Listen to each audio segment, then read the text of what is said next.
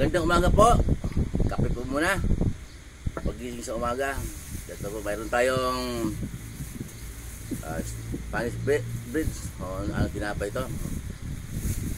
Maraming pong salamat sa Diyos. Kahit na minsan po walang tinapay, bihira lang may tinapay. Basta kape okay lang. Pasanayan na lang po. Ulit-ulit lang po ang takbo ng buhay.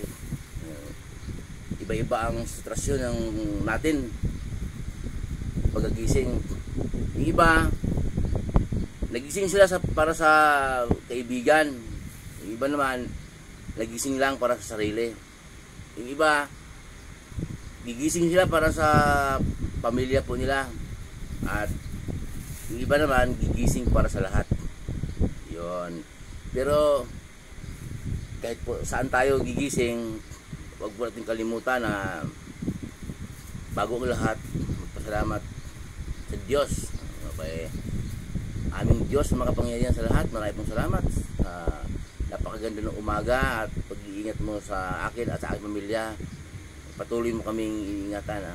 Salamat po Ama, sa pangalan ng iyong anak na aming Panginoong Jesus. Maraming pong salamat. Kasi po ang bawat bukas po hawak ng Diyos. Hindi natin hawak ng bawat bukas. Kung ano mo, yung iba bago matulog, kung ano-ano pinaplano, tapos hindi na pala magigising, binangungot na pala, patay na. Kaya hindi natin hawak po ang bukas. Kaya lagi magpasalamat kay Lord lahat ng bagay.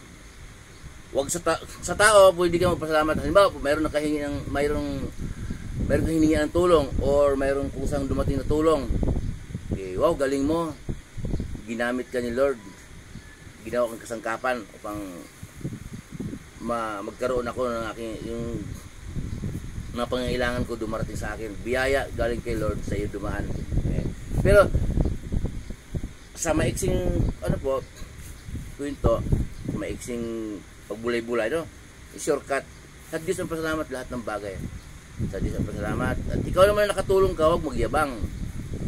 Magpasalamat ka sa Diyos na nagkaroon ka rin ng kakayanan para tumulong. Kasi kung pilay ka, wala kang paa, paano ka makatulong? Pwede, puro payo lang, puro mga salitang mga, pero yung mga tulong na mga material, mahirapan ka, hindi mo magawa. Sarili mo nga, hindi mo matulungan. Halimbawa, wala kang paa, wala kang kamay.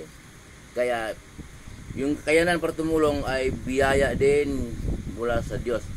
Pero nasabi ko po noon, madalas nasabi ko na si Satanas pala marunong din magbigay ng material, pera, kayamanan, ginto para maligaw ang iyong panampalataya. Pero mayroon din namang pagpapala. Kung marunong magbigay sa Satanas ng kayamanan, mas marunong ang Diyos. Diyos walang imposible. Kayang gawin lahat. Kaya pasalamat po sa Diyos. Bago matulog din, magpasalamat din. Maghapong galawan po. Mag-iingat sa atin. Gigising. At mahalaga po yung lagi po sinasabi na kontento tayo. Mahalaga po yan. Kasi nga, kung hindi ka kontento sa pinagkaloob ni Lord, kahit saan ka pupunta po, hindi ka magiging masaya.